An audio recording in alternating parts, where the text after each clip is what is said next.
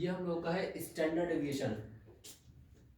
अभी mean deviation हम लोग खत्म हुआ है, तो मीन डेविएशन में क्या देखा गया था कि सबसे पहले जो भी हमारे पास सीरीज रहती थी, इंडिविजुअल सीरीज, डिस्क्रीट सीरीज या कंटीन्यूअस सीरीज, उसका पहले हम लोग मीन निकालते थे या मीडियन निकालते थे या मोड निकालते थे।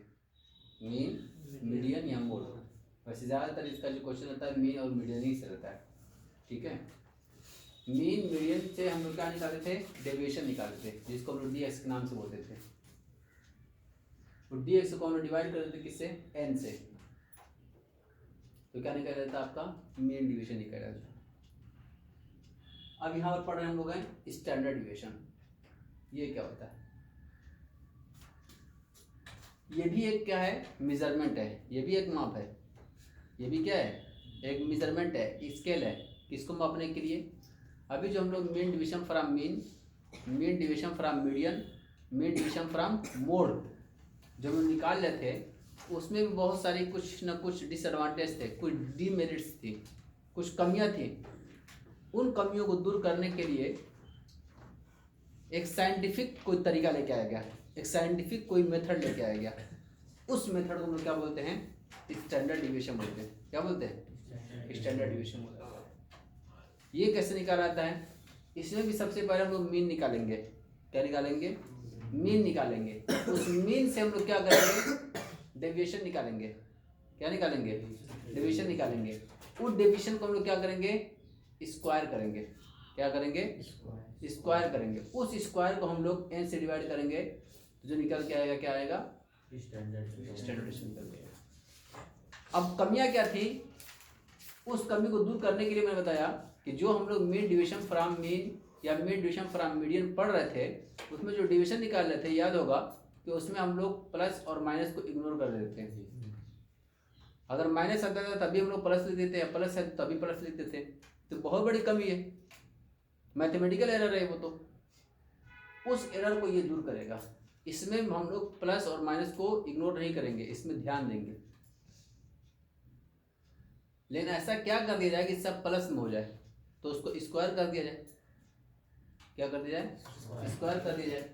जैसे मान के चलो किसी का dx अगर आपका आता है यहाँ पर -3, इसका स्क्वायर कर दो, 3 × 3 कितना हो जाएगा, तो -3 × -3 करो तो +9 हो जाएगा, ये हो जाएगा आपका। बाकी अगर आपका प्लस में 4 है तो कोई दिक्कत ही नहीं है, 4 × 4 कितना हो जाएगा,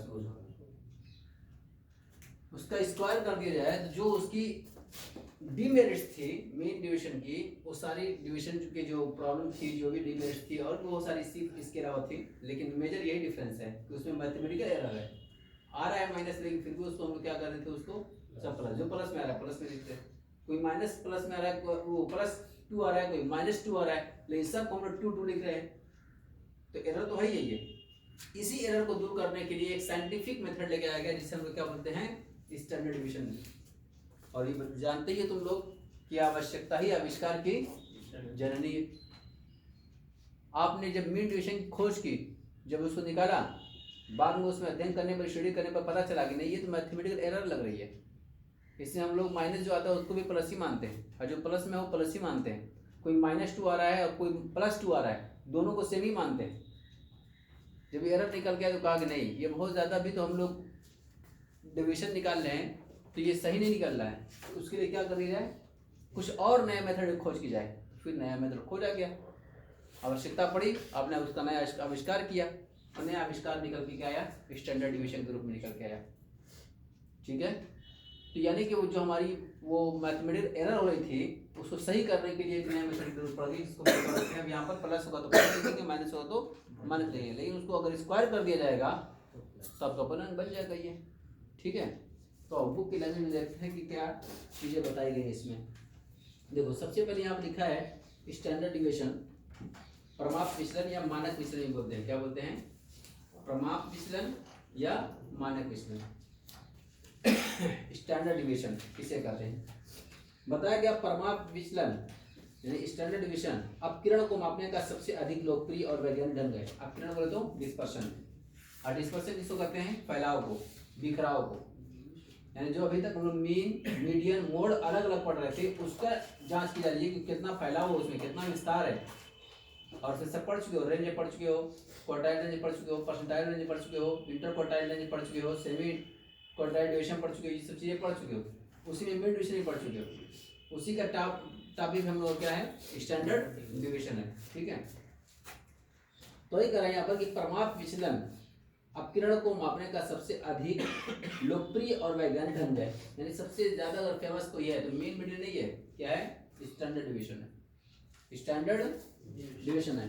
परमाप विचलन अपकिरण मापन की एक ऐसी रीति है जिसमें ऊपर वर्णित अपकिरण मापने की रीतियों के दोषों को दूर किया गया है। तो यही बताया गया कि स्टैंडर्ड डिवीजन क्या है, और एक ऐसा मेजरमेंट है, एक ऐसा स्केल है जो अभी ऊपर जो हम लोग पढ़ चुके हैं, मेथड्स, रेंज हो, चाहे क्वार्टाइल डिवीजन हो, चाहे परसेंटाइल डिवीजन हो, सेमी इंटरक्वार्टाइल रेंज हो, या उसके बाद mean division from mean median mode पढ़ा गया हो, सब में कुछ न कुछ त्रुटियां थी, कुछ एरर थी, कुछ कमियां थी, कुछ मिस्टेक थी, उसको दूर करता है ये। ठीक है ना। तो होता है कि परमाप विचलन निकालते समय ऐसी क्रिया की जाती है कि विचलन के सभी पद स्वयं धनात्मक आते हैं। तो इसमें ऐसा काम किया जाता है तो ऑटोमेटिक सब क्या हो जाएगा, सब के सब पॉजिटिव हो जाएगा, सब प्लस हो जाएगा। क्योंकि नेगेटिव था ये भी क्या हो गया, प्लस में हो गया, जो प्लस था वो प्लस तो रहेगा ही रहेगा। तो क्या करेंगे, ऐसी क्रिया किया दिया है, ऐसा जादू किया जाता है इसमें, तो ऑटोमेटिक क्या होता है, माइनस वाला भी प्लस में हो जाता है। तो वही करें यहाँ पर कि और बढ़ती अशुद्धता नहीं रहती है। यहाँ प्लस तथा माइनस चिन्हों को छोड़ा नहीं जाता है, बल्कि परमाप विचलन निकालते समय सभी विचलनों का वर्ग निकाल लेते हैं। वर्ग करने पर सभी विचलन स्वतः धनात्मक हो जाते हैं। करेंगे अगर आपका जो विचलन आया है, जो डिविएशन आया है, उस डेविएशन में माइनस और प्लस को इग्नोर नहीं किया है, तो जो माइनस है वो ऑटोमेटिक प्लस हो जाएंगे। ठीक है, जो प्लस है वो प्लस तो रहेगा ही रहेगा। इन वर्गीकृत विचलनों को सरल माध्य का वर्गमूल माप विचलन कहते हैं। इसी को हम लोग क्या बोलते हैं, अगर उसका विचलन निकाल दिया जाए, उसको हम लोग एवरेज निकाल दिया जाए, उस एवरेज को क्या बोलेंगे हम लोग, स्टैंडर्ड डेविएशन के नाम से जानते हैं। अब आता है परिभाषा को बताई गई, इसकी डेफिनेशन बताई गई है। इसमें बताया कि किसी समग्र समूह के विभिन्न पदों के समांतर माध्य से लिए गए विचलनों को वर्गों के समांतर माध्य का धनात्मक वर्गमूल परमाप विचलन कहलाता है। सिंपल चीज बता रहे हैं यहाँ पर। करेंगे कोई भी सीरीज हमारे पास, इंडिविजुअल सीरीज हो, डिस्क्रीट सीरीज हो, कॉन्टिन्यूअस सीरीज हो, सबसे पहले उसका मीन निकालिए, उस मीन से आप क्या निकालिए, डीएक्स निकालिए, और प्लस और माइनस को इग्नोर मत करिए, उसको ध्यान रखिए, उसी का स्क्वायर कर लीजिए, उस स्क्वायर को फिर से क्या कर लो, एवरेज निकाल लो, नंबर ऑफ आइटम से डिवाइड कर लो, जो निकल क्या हो, क्या बोला जाएगा, स्टैंडर्ड से बोला जाएगा। ठीक है। इसी तरह से इसमें एक वर्ड लिखा है वेरियांस। क्या लिखा है, वेरियांस। इसको हिंदी में बोलते हैं प्रसरण। क्या बोलते हैं, प्रसरण। वेरियांस किसे कहते हैं, करें समांतर माध्य से लिए गए विचलनों के वर्गों का समांतर माध्य के परितः द्वितीय आघूर्ण यानी second moment from mean, second moment from mean अथवा प्रसरण यानी वेरियांस करते हैं। प्रसरण का वर्गमूल परमाप विचलन होता है। इसका मध्य विभ्रम मीन स्क्वायर एरर। वैसे भी वेरियांस जो है तुम लोगों को फार्मूला बताऊंगा, ऑटोमेटिक हो जाएगा। आगे चलते हैं। अब इससे बताया गया इसमें कि जैसे अभी तक हम लोग रेंज पढ़े हो, चाहे क्वार्टाइल रेंज पढ़े हो, चाहे परसेंटाइल रेंज पढ़े हो, चाहे मीन डिवीजन पढ़े हो, सब में दो तरह का मेथड पढ़ा है। एक एब्सोल्यूट मेथड बताया गया था और एक रिलेटिव मेथड, सापेक्षी माप और निरपेक्ष माप। इसमें भी जब हम लोग पढ़ेंगे तो इसमें भी हम लोगों का कुछ माप ऐसी होगी जो एब्सोल्यूट रहेगी और कुछ रिलेटिव रहेगी। तो एब्सोल्यूट क्या होता है, जिसमें डाटा दिया हुआ उसी में निकल के आता है, लेकिन रिलेटिव में क्या होता है, परसेंटेज में या अनुपात में निकल के आता है। ठीक है ना। तो इसमें भी दोनों मेथड निकलेगा। इसका मतलब इसमें भी हमको निकालना पड़ेगा सापेक्षिक माप और निरपेक्ष माप, दोनों इसमें भी निकल के आएंगे। तो एक तरफ से इसका सबसे पहले जो है फार्मूला देख लो कि फार्मूला कौन कौन सा है, किसके लिए क्या क्या लगाया जाएगा। तो इसका फार्मूला नोट कर ले सभी लोग।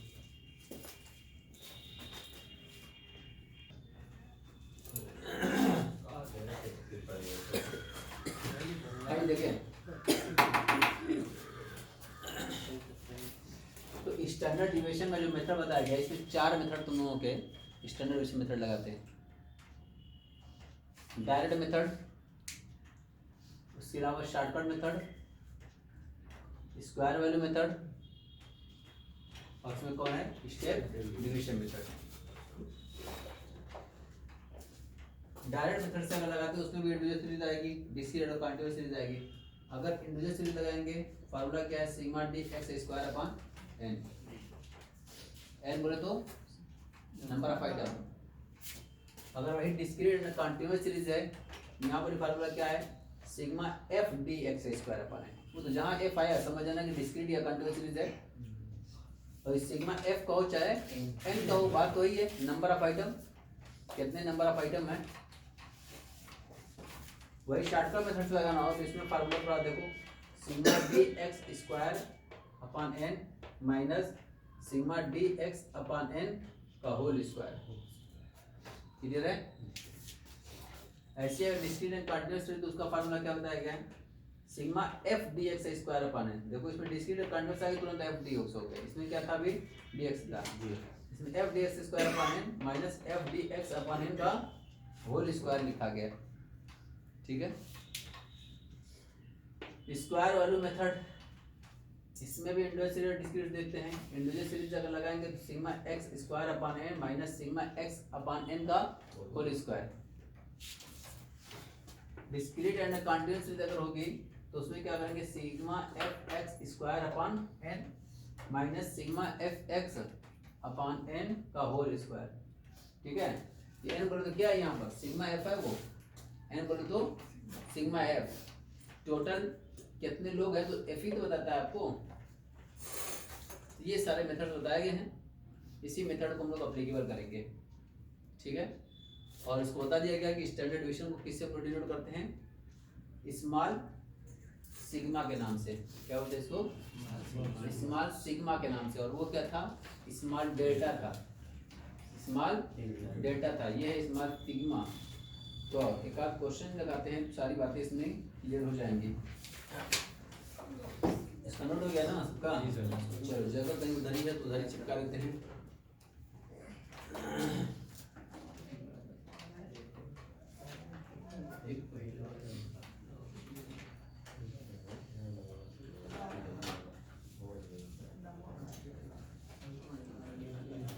देखो क्वेश्चन दिया हुआ है यहाँ पे, लोगों की इनकम निकाली गई है। क्या निकाला गया है, हाँ देखो थोड़े ध्यान से। इनकम लिखी गई है कुछ लोगों की, जैसे 120, 110, 115, 120, 110, 115, 122, 126, 122, 126, 140, 125, 121, 120 और 131। हाँ जी इधर देखें, इसमें मांगा क्या है, देखो लिखा है यहाँ पर, क्वेश्चन में देख लें। लिखा है 10 व्यक्तियों की मासिक आय निम्न प्रकार है, यानी 10 पर्सन है, उनकी पर मंथ इनकम क्या कमाते हैं वो बता रहे हैं यहाँ पे। प्रमाप विचलन ज्ञात कीजिए, स्टैंडर्ड डिवीजन आपको निकालना है। प्रमाप विचलन का गुणांक भी ज्ञात कीजिए। देखो गुणांक का बाद हमेशा ये निकलेगा, कोएफिशिएंट ऑफ स्टैंडर्ड डिवीजन जब भी निकालोगे तो जो अभी निकालो standard division divide by mean, जितना भी निकालोगे सब किसका है, ये सब स्टैंडर्ड डिवीजन निकालने का तरीका है। तो जब स्टैंडर्ड डिवीजन आ जाएगा उसको मीन से डिवाइड कर दोगे तो क्या बन जाएगा, कोएफिशिएंट ऑफ स्टैंडर्ड डिवीजन बन जाएगा। ठीक है। तो इसमें तो कोई मतलब ही नहीं है कि डिस्क्रीट है कि कंटीन्यूअस है कि कौन है, इसमें तो जो भी स्टैंडर्ड डिवीजन निकल के आएगा डिवाइड बाई मीन कर देंगे।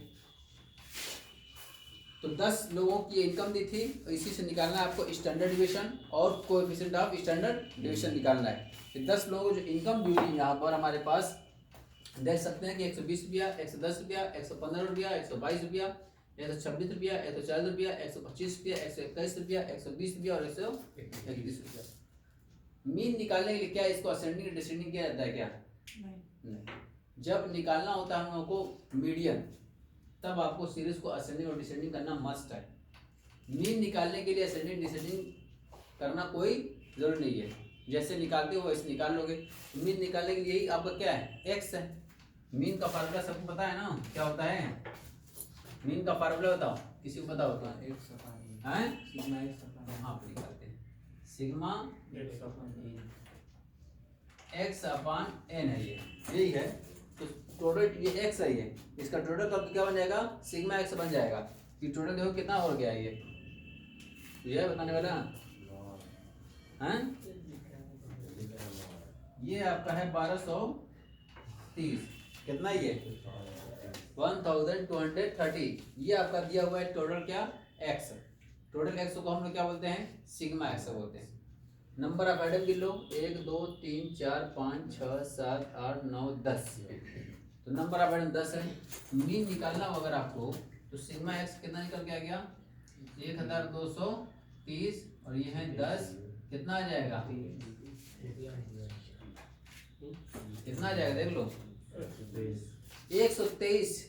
इसका मतलब सबकी इनकम जो दी हुई यहाँ पर किसी की 120 है 110 है 115 122 है 126 है 140 है 125 है 121 है 120 है 130 है एवरेज इनकम निकाली गई। ये पता चला कि 123 रुपये सबकी इनकम है। कितनी है 123। तो ये सेंट्रल वैल्यू निकल के आ गया सेंट्रल पॉइंट निकल के आ गया जिसको हम लोग क्या बोलते हैं सेंट्रल टेंडेंसी बोलते हैं। बताया गया सेंट्रल टेंडेंसी पूरे सीरीज का कोई मध्य बिंदु होता है जिसको हम लोग याद रख सकते हैं आसान होता है तो उसी को मीन मीडियम मोड निकाला जाता है। तो ये निकल के आ गया आपका 123 क्या निकल गया मीन निकल के आ गया। अब इससे हम लोग क्या करेंगे डीएक्स निकालेंगे। क्या निकालेंगे डीएक्स और निकालते हैं यहाँ पर लिखा जाएगा यहाँ पर डीएक्स फ्रॉम 123 तो 120 में से 123 घटाओगे तो क्या जाएगा माइनस में आएगा माइनस और प्लस ध्यान दिया जाएगा। 110 में से 123 घटा कितना जाएगा 115 में से 123 घटा कितना जाएगा माइनस 8 ना। 122 में से 123 घटा कितना जाएगा माइनस 1 हो जाएगा। 126 में से 123 घटा कितना जाएगा 3 आ जाएगा। 140 में से 123 घटा कितना जाएगा 17 आ जाएगा। 125 में से 123 घटा कितना जाएगा 2 आ जाएगा। 121 में से 123 घटा कितना जाएगा माइनस 2 आ जाएगा। फिर उसके बाद 120 में से 123 घटा कितना जाएगा माइनस 3 हो जाएगा। फिर 131 में से 123 घटा कितना जाएगा आपका 8 हो जाएगा। 1 2 3 4 5 6 7 8 9 10 क्लियर है सबको यानी निकाला गया। इसलिए देखो ये सही किया गया है। अगर गिनती आपकी माइनस में आ रही है तो माइनस में लिख रहे हैं प्लस में आ रही है तो प्लस में लिख रहे हैं होना यही चाहिए। तो अभी डीएक्स निकाला गया है और हम लोग लगा रहे हैं इसको कौन से मेथड से डायरेक्ट मेथड से। किससे डायरेक्ट मेथड से शॉर्टकट मेथड नहीं लगा रहे हैं। शॉर्टकट मेथड यहाँ पर है। और कब लगाया जाएगा तो जैसे अभी मैं बताया था तुम लोगों को मीन डिवीजन के लिए उसमें भी हम लोग डीएक्स निकालते थे तो डीएक्स एक्चुअल मीन से भी निकाल सकते थे और अज्यूम मीन से भी निकाल सकते थे। जब आप अज्यूम मीन से निकालेंगे ना डीएक्स अज्यूम मीन से तो शॉर्टकट मेथड से हो जाएगा। जब एक्चुअल मीन से निकाल हो जाएगा डायरेक्ट मेथड हो जाएगा। अब क्यों निकालना बताया गया था तो यही बताया गया था जब आपका एक्चुअल मीन पॉइंट में आ जाए दशमलव में आ जाए तो उसमें थोड़ा डीएक्स निकालना वो भी पॉइंट में आएगा। फिर उसको मल्टीप्लाई कर जाएगा तो वो भी थोड़ा डिफिकल्ट हो जाएगा। तो इसलिए उतना डिफिकल्टी से बचने के लिए क्या करते हैं उसको शॉर्टकट मेथड यूज कर लेते हैं। और शॉर्टकट मेथड में क्या करते हैं हम लोग अज्यूम मीन निकाल लेते हैं। ठीक है यहाँ पर हम लोग एक्चुअल मीन से निकालने में जो निकाला गया डीएक्स किससे निकाला गया है एक्चुअल मीन से। अब फार्मूला देखो इस मेन डिजिट में क्या है dx स्क्वायर है। ये dx से निकालो अभी dx स्क्वायर कर ली इसका मतलब इसका स्क्वायर करेंगे ये dx स्क्वायर हो जाएगा। ये तो इस dx को स्क्वायर करना है तो 3 into 3 कर देंगे कितना हो जाएगा 9 हो जाएगा। 13 into 13 कितना हो जाएगा नहीं तो 169 8 into 8 कितना हो जाएगा 1 into 1 कितना हो जाएगा 3 into 3 कितना हो जाएगा 17 into 17 कितना हो जाएगा हैं बताओ 17 गुणे 17 2 89 फिर 2 into 2 कितना हो जाएगा फिर 2 into 4 कितना हो जाएगा फिर 3 into 3 कितना हो जाएगा फिर 8 into 8 कितना हो जाएगा। हाँ जी ये हो गया dx स्क्वायर क्या बन गया आपका। अब फार्मूले में हमको पता है क्या चाहिए सिग्मा dx स्क्वायर चाहिए। तो dx स्क्वायर को जोड़ दूंगा तो जो टोटल आएगा उसी को क्या बोलते हैं हम लोग सिग्मा dx स्क्वायर बोलते हैं। तो इसको टोटल जोड़ दो फटाफट कितना आ गया देखो तो 9 169 64 1 9 2 79 4 4 9 64 ये हो जाएगा टोटल आपका 622 कितना हो जाएगा ये हो जाएगा 622। अब यहाँ पर रखते हैं हम लोग देखें सभी लोग यहाँ पर रखता हूँ अलग से, स्टैंडर्ड डिविएशन बराबर sigma D X square upon N का अंडर रूट में कर दूंगा। तो सिग्मा डी एक्स स्क्वायर में कितना आ गया आपका 622। कितने आइटम है 10 है। इसको जब काटोगे 622 को 10 से डिवाइड करोगे जानते हो कितना आ जाएगा ये 62.2। ये अंडर रूट में आया, ये अंडर रूट में आया। तो अब इसको अंडर रूट तोड़ना पड़ेगा। अंडर रूट क्या करना पड़ेगा, तोड़ना पड़ेगा अंडर रूट। तो अंडर रूट कैसे निकाला जाता है, अगर कैलकुलेटर से निकालना तो तुमको निकालोगे ना। तो अगर कैलकुलेटर अलाउ रहा तो ठीक है, नहीं तो फिर तो निकालना पड़ेगा। तो निकालने का सिस्टम तुम लोग बताता हूँ कैसे निकाला जाता है। इधर देख सभी लोग, पहले एक सिंपल देखा था तुम लोगों को। ये दिया हुआ है आपका 121, कितना दिया हुआ है 121 दिया हुआ है। जितनी भी गिनती रहे 121 रहे, 525 रहे, 600 रहे, 1000 रहे, 1500 रहे, 2000 रहे, अगर उसको निकालना है हम लोगों को अंडर रूट से बाहर, तो अंडर रूट में ये आइटम दिखा हुआ है 121। उसको जब निकालना होगा सबसे पहले उसको राइट हैंड से, राइट साइड से यानी दाहिने की तरफ से दो का जोड़ बनाओगे। कितने का, तो बनाता हूँ इसको, ये हुआ और सिंगल बचाइए, ठीक है। अब इसको हल करेंगे। जब हल करोगे तो ये पहले इसको खत्म करोगे, उसको कितने से उसको काटा जाए तो उतना ही उसके अंडर में आना चाहिए। तो कितने से कितना काटोगे, एक से एक का नेक हो जाएगा, ये खत्म हो। कितना आसान है। अब बचा आपका 21। अब ये जो एक कहना पर यहाँ पर जोड़ोगे जा करके कितना हो जाएगा, यहाँ पर 2 हो जाएगा। अब यहाँ पर एक ऐसी गिनती यहाँ पर रखी जाएगी कि उतने ही से मल्टीप्लाई करने पर यहाँ पर कितना आ जाए आपका 21 के अंदर में आ जाना चाहिए। या तो 21 पूरा कट जाए, 21 या तो पूरा कट जाए या तो उसके अंडर में रहे, 21 से ऊपर नहीं जाना चाहिए। यहाँ पर कितना रखा जाए कि उतने ही से मल्टीप्लाई करना है। यहाँ पर तो कितना रखते हैं, अगर 1 रखते हैं, देख लो यहाँ पर मैं दिखा देता हूँ, ये 2 था, अगर 1 रखता हूँ तो 1 से मल्टीप्लाई कराऊंगा तो 1 करने 1 दूना 2 पूरा कट जाएगा आपका। ये कितना हो जाएगा 1 ना, 1 हो जाएगा। अब इसको भी 1 लगा के जोड़ देना, यहाँ पर 2 हो जाएगा, ये 2 हो जाएगा और ये। तो अब सही माने में उसका मतलब जब ये अंडर रूट में देखो, ये अंडर रूट में 121 रहा होगा ना, इसको जब हल किया गया 11 आ गया। कितना आ गया 11 आ गया। ऐसे एक आध एग्जाम्पल और दिखाता हूँ, थोड़ा सा बड़ा दिखा देता हूँ। देखो 1230, इसको भी 2 का जोड़ लगाया हूँ पहले, ठीक है। इसको इतने से काटना है कि 12 के अंदर ही आना चाहिए। 2 दूना 4 नहीं, 3 तरीके 9, 4 चौका 16 ऊपर चला जाएगा, 3 तरीके 9 जाएगा। कितना जाएगा, यानी कि ऐसी गिनती यहाँ पर रखी जाए कि उससे काटने पर ये उसी के अंदर होना चाहिए। तो 3 तरीके 9 हो रहा है, अभी काट दिए, कितना बचा आपका 3 ला के जोड़ भी दोगे यहाँ पर। अब ये जब उतारोगे 325 हो गया। जब उतारोगे तो पूरा जोड़ा उतारोगे, ये नहीं किसी पर 2 उतारोगे कि 32 हो जाए। अब यहाँ पर जब 6 आपके पास है ना, यहाँ पर ऐसी गिनती रखी जाए कि उतने ही से मल्टीप्लाई करने पर 325 के अंदर में आना चाहिए। तो चेक करते हैं, यहाँ पर ये 6 है आपका। एक बार मैं यहाँ पर 4 रख के देखता हूँ, ठीक है। 4 से मल्टीप्लाई कराऊंगा, कितना हो जाएगा, 4 चौका 16, 6 चौका 24 से 25, अभी भी गुंजाइश है। 5 कर लेते हो यहीं पे, चलो 5 रख दिया हूँ, 5 मल्टीप्लाई करूंगा 50 25, 5 छक्का 30, 30 2 कट गया। इसका अंदर 5 रख दिया जाए, यहाँ पर 5 रख दिया जाए, ये हो जाएगा कितना आपका 325।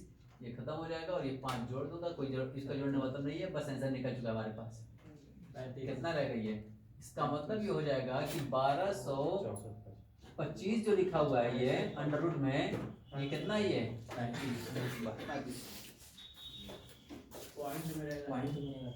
इतना क्लियर है। अभी हम लोग का यहाँ पॉइंट ही में गड़बड़ मत हुई, पॉइंट ही में इतना क्लियर सबको है। चलो समझ में आ गई तो अच्छी बात है। अब हम लोग पास आते हैं इधर, ये 62.20 है। ये भी हल करो इसमें। तो सबसे पहले 62 को हल करो। तो देखो एक तरफ से 50 25 कम उसके अंडर में है, 6 4 36 अंडर में है, 7 7 49 अंडर में है, 8 8 64 ऊपर जा रहा है, देख लो 62 ऊपर जा रहा है। तो 8 से नहीं जाएगा, 7 ही जाएगा, क्योंकि 7 में 7 से मल्टीप्लाई करोगे, यानी कि ऐसी गिनती यहाँ पर रखनी है कि ऐसी गिनती रखी वहां पर उतने ही से मल्टीप्लाई करने पर इसके अंडर में आना चाहिए, ठीक है ना।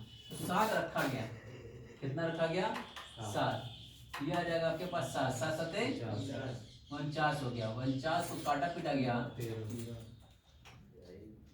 हो जाएगा। तो 13 में 7 गुणा कितना हो जाएगा आपका, अरे बताओ यही ना होगा, 13 आएगा, ये पूरा आएगा, 13 आएगा। तुम लोग ये नहीं बता रहे तो चलो अब देखो 7 रख दिया हूँ।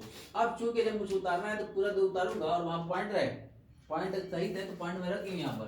अब जब उतारूंगा तो ये जानते कितना हो गया 1320 हो गया, और ये 7 जोड़ दो ला करके।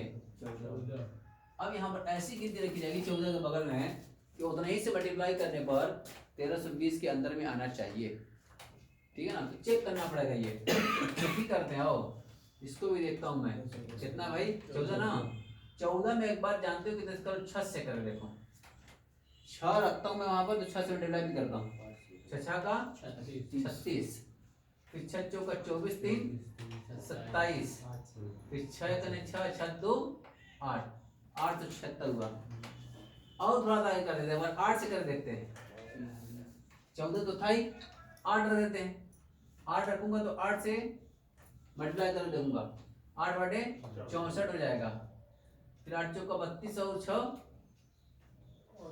38, और 8 का नेट 8 3 1184, 9 करके एक बार देखोगे यहाँ पर हो जाएगा, चेक कर लेना वो।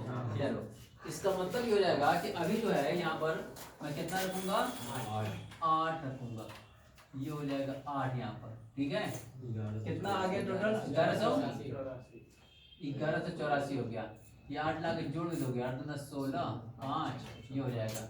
इसको घटाओगे कितना हो जाएगा, देखो ये 6 हो जाएगा, ये आपके पास 3 हो जाएगा, ये 1 हो जाएगा, ठीक है।